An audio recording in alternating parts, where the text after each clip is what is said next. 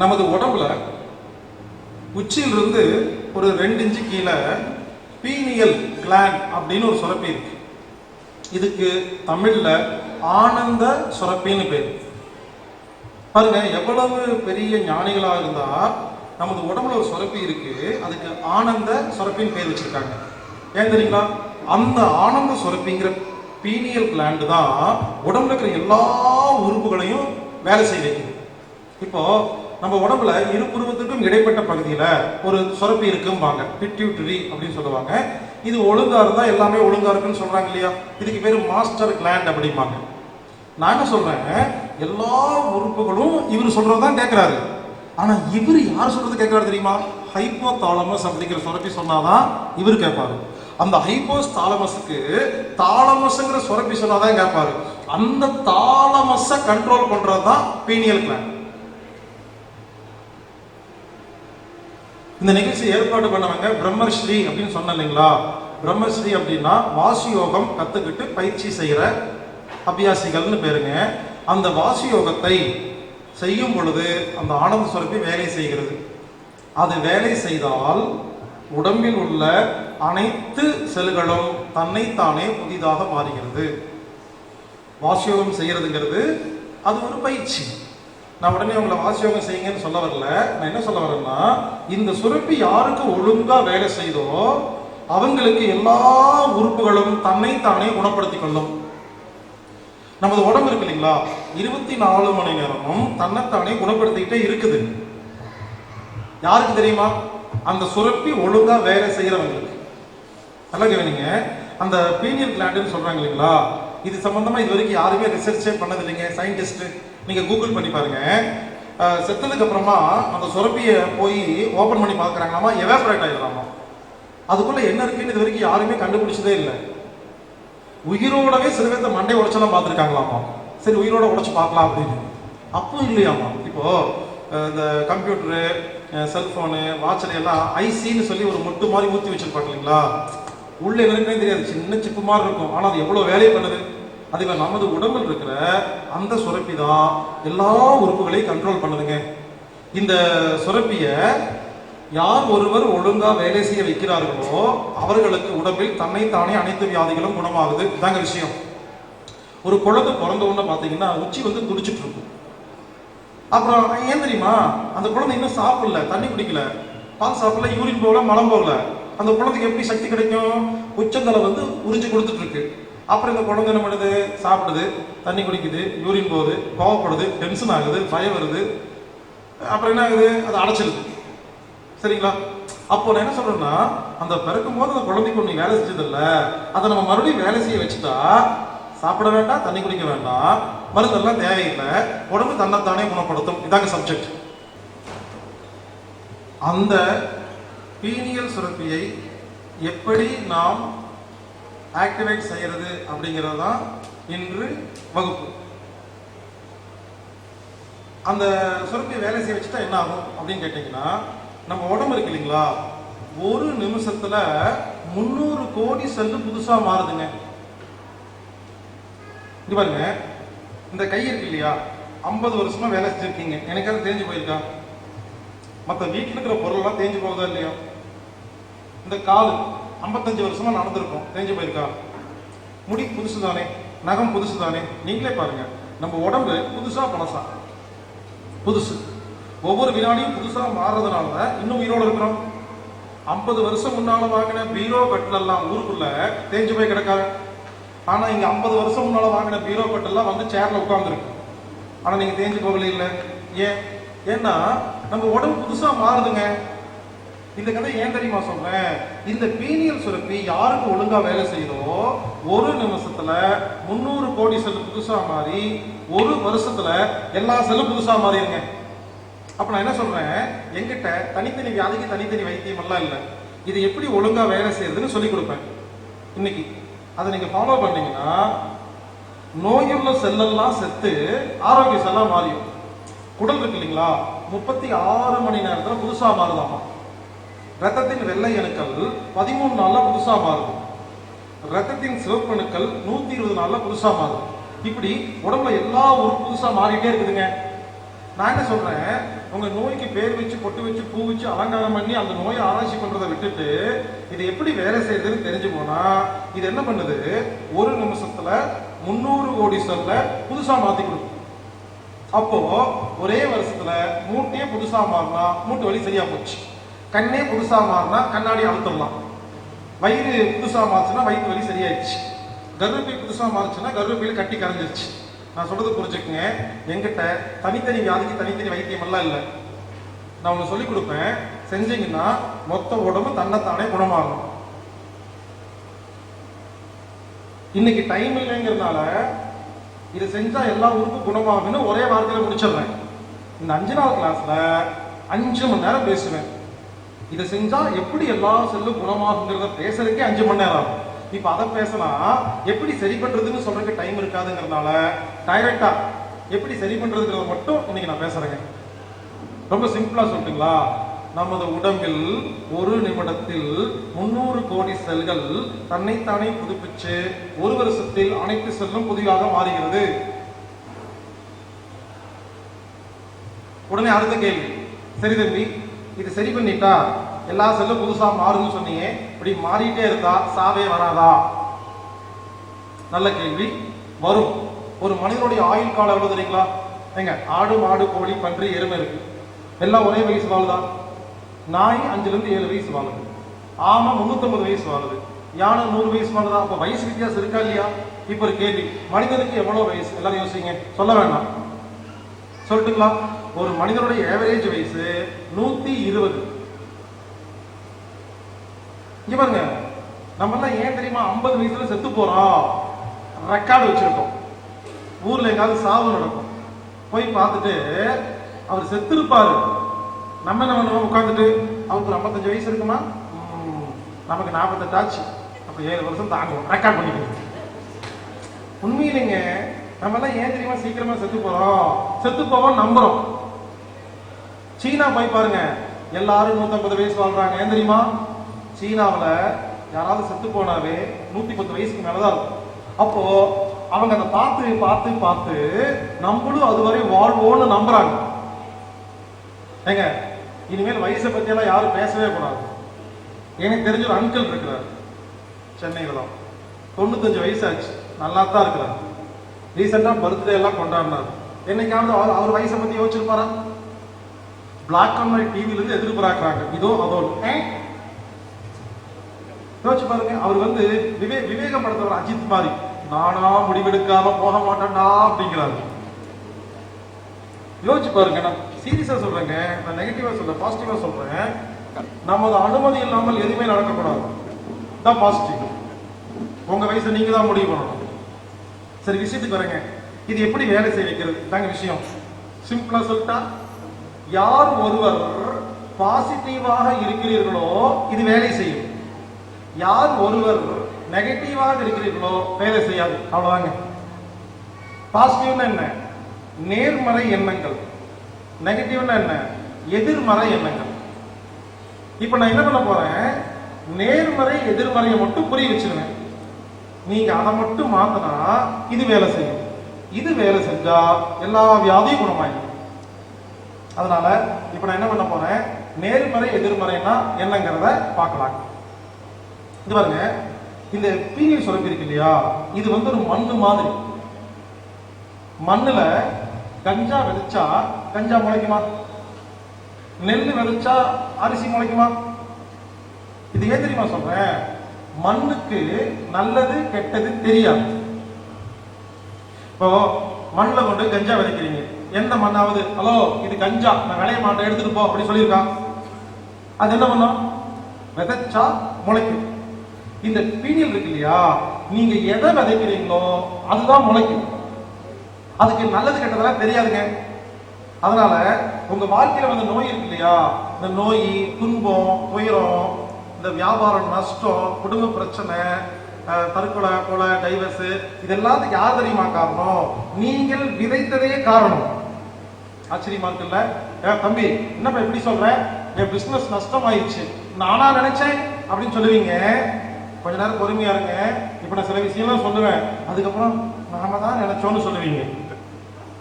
நான் ஒவ்வொன்றா புரிய வைக்கிறேன், பாசிட்டிவ் நெகட்டிவ் என்ன வித்தியாசம் சொல்றேங்க, நல்லா கேளுங்க. 2 மாணவர்கள் ஒரு சாமி கிட்ட போய் வேண்டிக்கிறாங்க. முதல் மாணவன் சாமி கிட்ட போயிட்டு, இறைவா வரப்போற எக்ஸாம்ல நான் பாஸ் ஆகணும், பாஸ் ஆனாதான் எங்க அப்பா எனக்கு சைக்கிள் வாங்கி தருவாரு, ப்ளீஸ் என்ன பாஸ் பண்ண வச்சிரு. இது யாரு? முதல் மாணவன். 2வது மாணவன் அதே சாமி கிட்ட போய், இறைவா வரப்போற எக்ஸாம்ல நான் ஃபெயில் ஆயிடக்கூடாது, ஒருவேளை ஃபெயில் ஆனா என் மாணவர்வாதி எல்லாம் போயிடும், எங்க அப்பா எனக்கு சைக்கிள் வாங்கி தர மாட்டாரு, என்ன ஃபெயில் ஆகாம பார்த்துக்கோ. இது 2வது மாணவனின் வேண்டுதல். எல்லாரும் நல்லா கேளுங்க. முதல் மாணவன் பாஸ் ஆகிறாரு, 2வது மாணவன் ஃபெயில் ஆகிறாரு. ஏன்? ஏன்னா முதல் மாணவன் பாஸ் ஆகணும் பாஸ் ஆகணும் பாஸ் ஆகணும்னு வேண்டிக்கிட்டாரு, இது பாசிட்டிவ். 2வது மாணவன் ஃபெயில் ஆயிடக்கூடாது ஃபெயில் ஆயிடக்கூடாது வேண்டிட்டாரு, இது நெகட்டிவ். இப்ப புரிஞ்சுங்களா? 2 பேரும் ஆசைப்பட்டது ஒண்ணுதான், 2 பேரும் ஆசைப்பட்டது ஒண்ணுதான். ஆனா கேட்கும் பொழுது இவர் நெகட்டிவா கேட்டனால இது நெகட்டிவ் ஆயிடுச்சு. புரிஞ்சுங்களா? அப்போ பாஸ் ஆகணும் பாஸ் ஆகணும் நினைக்கும் பொழுது இந்த பீனிகள் பாஸை விதையாக மாற்றுகிறது, பாஸ் மரமாக முளைக்கிறது. ஃபெயில் ஆகக்கூடாது என்று நினைக்கும் பொழுது ஃபெயிலை பீனியல் விதையாக மாற்றி உங்களுக்கு ஃபெயிலை கொடுத்து விடுகிறது. எனக்கு தெரிஞ்சு இங்க இருக்கிற நிறைய பேரு இந்நேரமா என்ன சொல்ல வரேங்கிறத முழுசாவே புரிஞ்சிருக்கும். சில பேருக்கு புரியலன்னா இன்னொரு உதாரணம் சொல்றேன். சில பேர் போன் பண்ணும்போது பார்த்துருக்கீங்களா? போன்ல சொல்லுப்பா, no problem no problem no problem, அதெல்லாம் ஒரு பிரச்சனை இல்லப்பா, அதெல்லாம் ஒரு பிரச்சனை இல்லை, நோ ப்ராப்ளம்.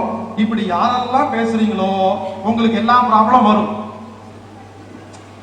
அப்போ உங்களை அறியாம நோ ப்ராப்ளம் நோ ப்ராப்ளம், பிரச்சனை இல்லை பிரச்சனை சொல்லும் பொழுது இது பின்னி என்ன பண்ணுது? பிரச்சனையை ரெக்கார்ட் பண்ணுது, ப்ராப்ளத்தை ரெக்கார்ட் பண்ணி விதையா மாத்தி உங்களுக்கு இந்த செல்லத்துக்கு பிரச்சனை பிடிச்சிருக்குன்னு கொடுத்துக்கிட்டே. அதனால எப்படி பேசணும்? பாசிட்டிவ் எப்படி இருக்கணும்? இனிமேல் போன் பேசும்போது சொல்லுங்க, நல்லது, ஓ குட், சௌக்கியம், அப்படியா, சந்தோஷம், நல்லது, தேங்க்யூ, ஃபேண்டாஸ்டிக், நைஸ், மகிழ்ச்சி அப்படின்னு சொன்னா அதெல்லாம் வரும். அதை விட்டுட்டு no problem no problem no problem, ஒரு பிரச்சனை இல்லைன்னா அதான் வரும்.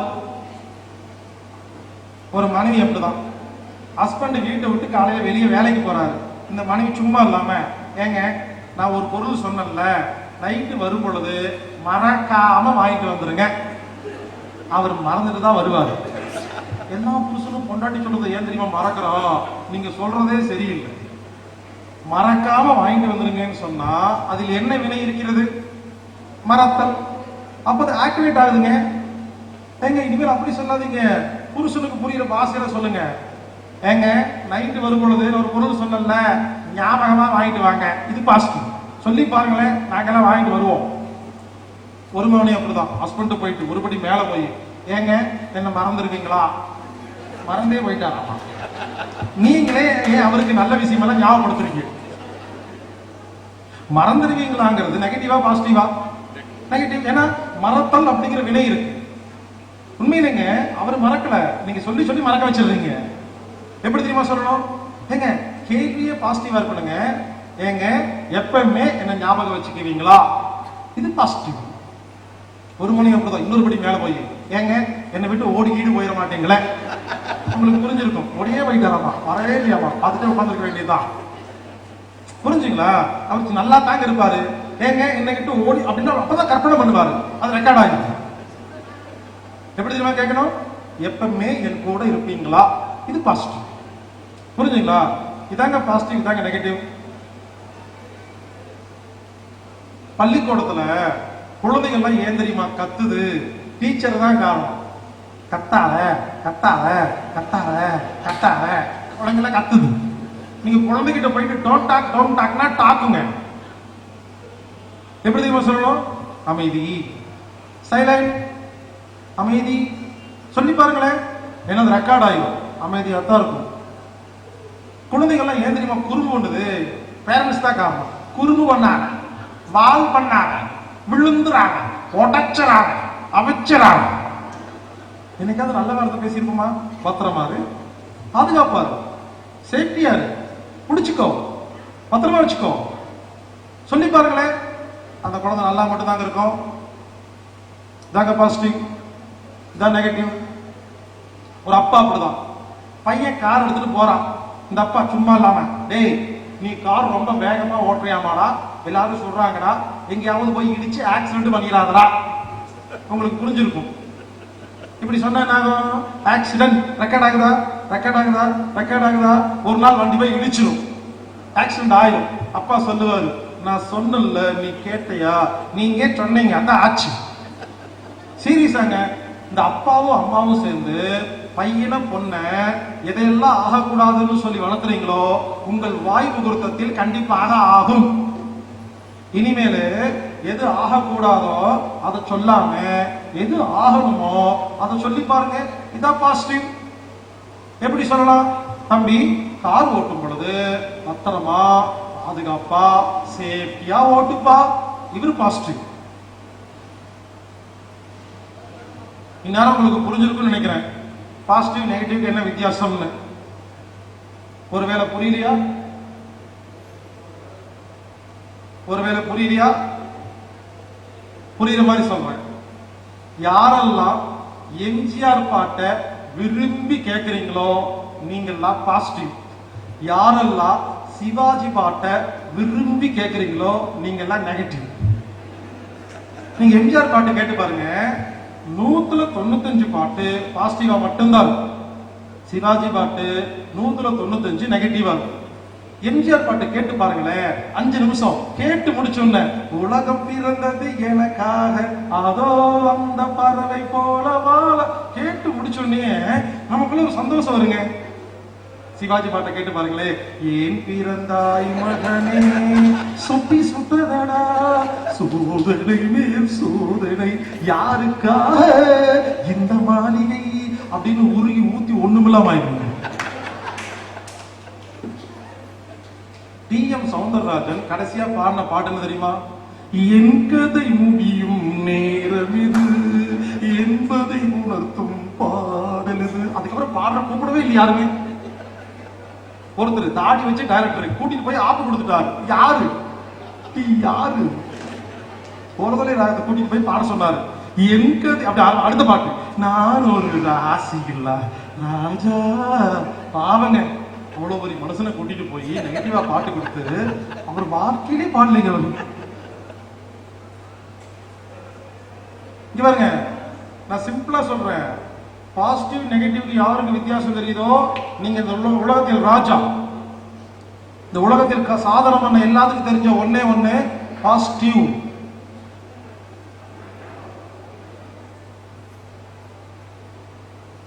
ரீசெண்டா லவ்வர்ஸ் எல்லாம் பிரேக்கப் ஆயிடுறாங்களாமா. லவ் பண்றாங்கல்ல, பிரிஞ்சிடறாங்களாமா. அது ஏன் ஆராய்ச்சி பண்ணி பார்க்கும் பொழுது தெரிஞ்சுதாமா, உலக காதலர் ரிசர்ச் சென்டர்ல ஆராய்ச்சி பண்ணி பார்த்திருக்காங்க. செல்போன் தான் காரணம், வாட்ஸ்அப் தான் காரணமாமா. சும்மா இல்லாம வாட்ஸ்அப்ல daily I miss you I miss you I miss you அன்ஷிமிஷ் ஆயிடுதாமா. அதனால அந்த எம்முக்கு பொதுவா கேன்னு மாத்தி எது வேணுமோ அதை கேளுங்கள் என்று கேட்டுக்கொள்ளப்படுகிறார்கள். எது வேணுமோ அதை கேட்கணும். நீங்க வேண்டாங்கிறத கேட்டா தான் நடக்கும். நம்ம எல்லாம் ஏன் தெரியுமா நல்லா இல்ல, நமது எண்ணங்களே நல்லா இல்லைங்க, அதனால நல்லா இல்லைங்க, அவ்வளவுதாங்க.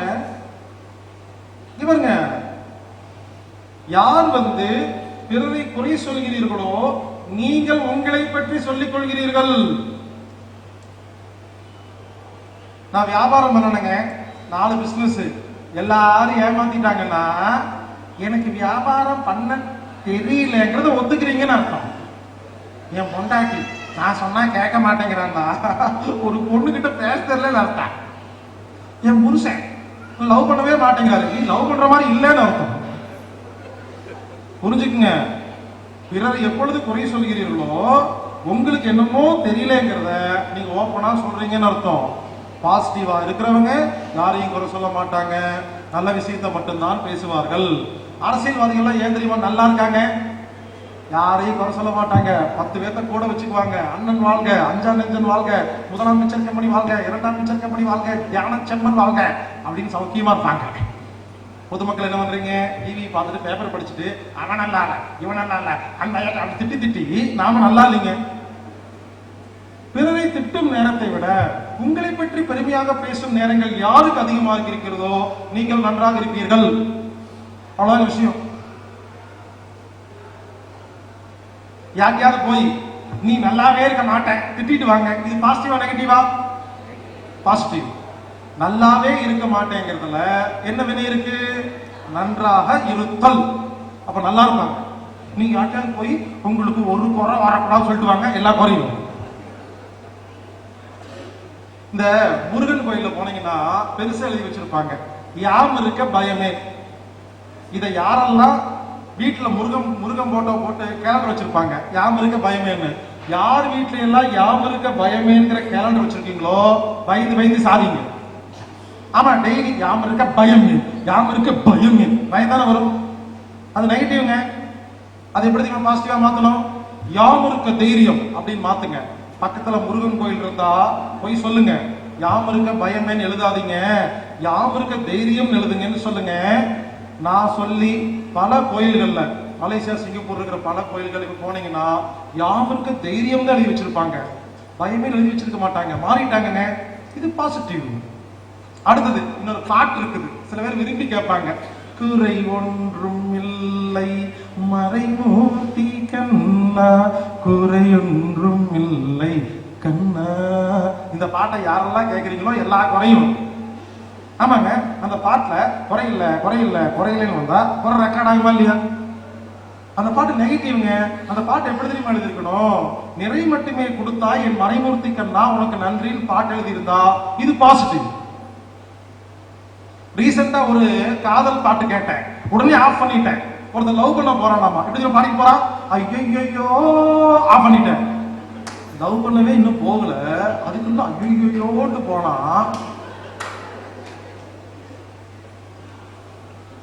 ரொம்ப சிம்பிள்ங்க.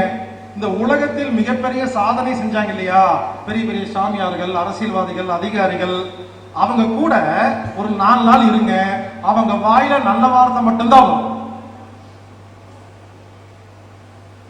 நீங்க ஒண்ணு பண்ணுங்க, நீங்க பேசுறத நீங்க ஆடியோ ரெக்கார்ட் பண்ணி ஒரு நாள் இயர்போன்ல மாட்டி உட்கார்ந்துட்டு கண்ண மூடி கேளுங்க, உங்க 2 காதுல ரத்தமா கொட்டும். உங்க எதிரி வேற யாரும் இல்லை, உங்க வாய் தான். ஆமாங்க, நம்ம நல்லா இல்லாததுக்கு ஒரே காரணம் நல்ல வார்த்தையே பேசுறது இல்லைங்க. அதனால உங்க எல்லாத்துக்கும் ஒரு ஐடியா கொடுக்குறேன். முதல்ல நோய் குணமாகணும்னா இனிமேல் யாராவது உங்களை பார்த்து சௌக்கியமா அப்படி கேட்டா பொதுவாக என்ன சொல்லுவீங்க? அதை ஏன் கேட்குறீங்க, மூட்டு ஒரே வலி, 7 வருஷம் ஆச்சு, படிக்கிட்டே ஏற முடியலன்னு வண்டவாளம் தண்டவாளம் எல்லாம் பேசக்கூடாது. இனிமேல் யாராவது உங்ககிட்ட சௌக்கியமான்னு கேட்ட என்ன தெரியுமா சொல்லணும்? சௌக்கியம், நான் ஆரோக்கியமாக இருக்கிறேன். இனிமேல் யாராவது உங்ககிட்ட நீங்க எப்படி கேட்ட தெரியுமா சொல்லணும்? நோய் குணமாகணும்னா நானு சௌக்கியமா இருக்கேன், ஆரோக்கியமா இருக்கேன். இங்க பாருங்க, நீங்க ஆரோக்கியமா இருக்கேன்னு சொல்லிட்டு இருக்கும் பொழுது மூட்டு வலிச்சுட்டு தான் இருக்கும். இது வேற டிபார்ட்மெண்ட், இது வேற டிபார்ட்மெண்ட். இப்படி திரும்ப திரும்ப 21 முறை ஒரு பொய் சொன்னால் உங்கள் பீனியல் கிளாண்டில் ரெக்கார்டாக மாறி அந்த அலைவரிசை மனசுக்கு வந்து மனம் உடலுக்கு அனுப்பி உடம்பில் நோயை குணப்படுத்துகிறது. ஒரு நாளில் 21 முறை எதை பேசுகிறீர்களோ, எதை சிந்திக்கிறீர்களோ, எதை உணர்கிறீர்களோ நீங்கள் அதுவாக மாறிவிடுவீர்கள். அதனால இனிமேல் யாரை பார்த்தாலும் எப்ப பார்த்தாலும் நல்லா இருக்கியான்னு கேட்டா உடனே நோயை பத்தி எல்லாம் பேசக்கூடாது. நான் நல்லா இருக்கேன்னு பொய் சொல்லணும். சரிங்களா? இது முதல் பொய். 2வது பொய் யாராலையும் சொல்ல முடியாது, பல்ல கடிச்சிட்டு சொல்லணும். என்ன தெரியுமா? என் மனைவி என்னை மதிக்கிறாள். சொல்ல முடியாதுதான், முடியாதுதான், அடிக்கடி சொல்லணும், என்னைக்காவது நடக்கும். 3வது பொய், என் கணவர் என்னை காதலிக்கிறார். அபாண்டமான பொய். உண்மையிலேங்க 3 வார்த்தை, நான் ஆரோக்கியமா இருக்கேன், என் மனைவி என்னை மதிக்கிறா, என் புருஷன் லவ் பண்றாரு சொல்லி பாருங்களேன், உங்க வாழ்க்கையை மாறி போயிடும். சோ இங்க பாருங்க, என்ன சொல்ல வரேன் தெரியுமா? நாம் எதை உச்சரிக்கிறோமோ அதெல்லாம் விதையாக மாறுகிறது. அதனாலதான் கெட்ட விஷயத்த பார்க்காத, கெட்ட விஷயத்த பேசாத, கெட்ட விஷயத்த ஃபீல் பண்ணாதன்னு ஏன் தெரியுமா எல்லாரும் சொல்லிட்டே இருக்கிறாங்க? அது ரெக்கார்ட் ஆகுதுங்க, அதாங்க வேண்டாங்கிறாங்க. இந்த 108 முறை சொல்லு 108 முறை சொல்லு ஏன் தெரியுமா? 108 முறை சொன்னா பீனியல் ஒரு ரெக்கார்டாக ஏற்றுக்கொள்கிறது.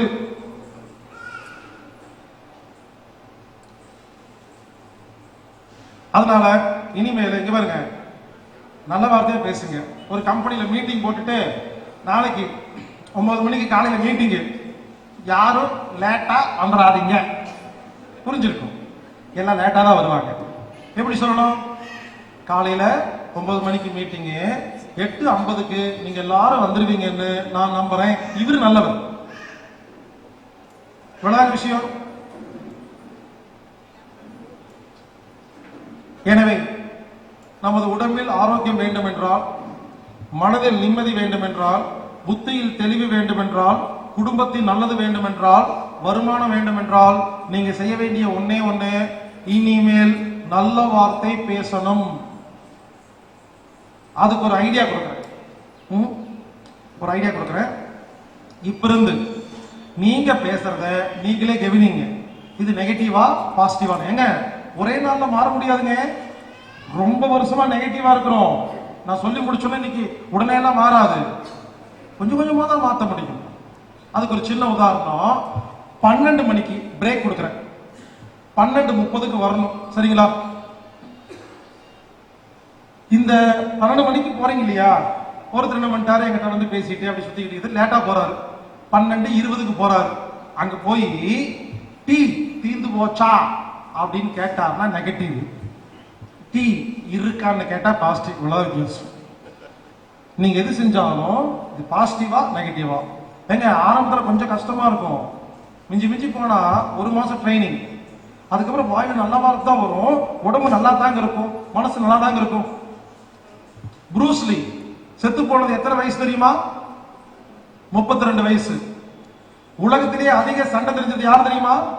ப்ரூஸ்லி. என்னங்க முரண்பாடா இருக்குது? உலகத்திலேயே அதிக சண்டை தெரிஞ்சவன் ஏன் சீக்கிரம் செத்து போயிட்டான்? சண்டை தெரிஞ்சாலாம் வாழ முடியாது, பாசிட்டிவ்னஸ் இருந்தாதான் வாழ முடியுங்கிறதுக்கு ப்ரூஸ்லி தான் உதாரணம். ப்ரூஸ்லி ஏன் தெரியுமா செத்து போயிட்டாரு? அவருக்கு எல்லா சண்டையும் தெரியும். இன்னைக்கு வரைக்கும் ப்ரூஸ்லி மாதிரி சண்டை போடுறதுக்கு ஆளே இல்லைங்க. ஆனா ஏன் செத்து போயிட்டாரு? அவர் யாரை பார்த்தாலும் இவன் கொலை பண்ண வந்திருக்கானோ அப்படின்னு பயப்படுவாராமா. இப்படி என்ன கொலை அப்படி சொல்லி சொல்லி நினைச்சு ரெக்கார்டா என்னாச்சு, அவரை கொலை செய்து விட்டார்கள். பாசிட்டிவ்னஸ் தாங்க இந்த உலகத்துல வாழ வைக்குது.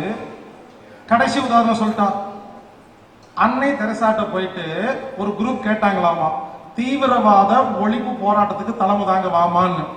அந்த அம்மா சொன்னாங்களாமா, என்னால வர முடியாதுன்னு. ஏமான்னு கேட்டப்ப அந்த அம்மா சொன்னாங்களாமா, நீங்க வச்ச பேரே சரியில்லை, தீவிரவாத ஒழிப்பு போராட்டம்னு பேர் வச்சிருக்கீங்களே, அப்ப என்ன பண்ணுவீங்க? டிவியில, பேப்பர்ல, நோட்டீஸ்ல, பேனர்ல, மைக்ல தீவிரவாதம் தீவிரவாதம் தீவிரவாதம்னு பேசுவீங்களா? அப்போ ரெக்கார்ட் ஆயிருவா, அப்ப எல்லாரும் தீவிரவாதி ஆயிருவீங்க. வேண்டாம் நாங்களாமா. எவ்வளவு வரி அந்த அம்மாவுக்கு, நான் வரமாட்டேன் நாங்களாமா, பேரை மாத்திட்டு வாங்க. உடனே அவங்க போய் என்ன பண்ணாங்களாமா, அமைதி போராட்டம்னு மாத்திட்டு வந்தாங்களாமா. அந்த அம்மா அதுக்கும் வரமாட்டேன் நாங்களாம். என்னமா நீங்க தீவிரவாத ஒழிப்பு போராட்டத்துக்கும் வரமாட்டேங்கிறீங்க, அமைதி போராட்டத்துக்கும் ஏன் வரமாட்டேங்கிறீங்கன்னு கேட்டப்ப அந்த அம்மா சொன்னாங்களாமா, அமைதிங்கிறது பாசிட்டிவ், போராட்டங்கிறது நெகட்டிவா இருக்குது, அந்த போராட்டத்துக்கு பொதுவா அமைதி பேரணின்னு மாத்துங்கன்னு சொன்னாங்களாமா. எவ்வளவு நுணுக்கமான பாசிட்டிவ்னஸ் தெரிஞ்ச அந்த அம்மா. அன்னை தெரசா வாழ்நாளில் கலந்து கொண்ட அனைத்து நிகழ்வுகளுக்கும் பெயர் அமைதி பேரணி மட்டுமே. நமக்கு என்ன வேணுமோ அதான் செய்யணும். வறுமையை ஒழிப்போம் யாரெல்லாம் சொல்றீங்களோ வறுமை அதிகமாகும். வளங்களை பெருக்குவோம் சொல்ல, புரிஞ்சுங்களா? எதையுமே ஒழிக்க கூடாதுங்க, வளர்க்கணும். ஒண்ணு சொல்லிட்டா, வெளிநாட்டு கம்பெனியை வியாபாரம் பண்ணாத சொல்றதை விட வாங்காம இருக்கணும். இதுதான் வேலை. அவனை போய் விற்காத அப்புறம் கொக்கோலா குடிக்கிறீங்க, குடிச்சா அப்படிதான் விற்பான். 10 வருஷமா நான் எல்லா நாட்டுக்கும் நிகழ்ச்சி நடத்துறேன். ஏன் தெரியுமா சக்சஸா இருக்கு? எதிரிகளை ஒழிக்க வேண்டும் என்று ஒரு பொழுதும் நினைத்ததில்லை, நல்ல விஷயத்தை அதிக செய்ய வேண்டும் என்பது மட்டுமே நோக்கம். எதிரி எப்ப ஒழிக்கணும் போறீங்களோ அவன் அடிக்க ஆரம்பிச்சிருவான். அவனை விடுங்க, அவன் என்ன பண்ணிட்டு போறான். நல்ல விஷயத்தை மட்டும் நம்ம ஃபாலோ பண்ணிட்டே இருந்தோம்னா நல்லாயிரும். இந்த ஃபார்முலா இதைத்தான் பல ஞானிகள் பண்ணிட்டு இருந்திருக்காங்க. புரிந்து கொள்ளுங்கள். இன்னிலிருந்து நாம பாசிட்டிவாக இருந்தால் மட்டுமே நாம் ஆரோக்கியமாக நிம்மதியாக வாழ முடியும். எனவே அன்னை தெரசாவை மனதில் நினைத்துக் கொண்டு இனிமேல் நீங்கள் பாசிட்டிவாக இருப்பதற்கு பழகுங்கள்.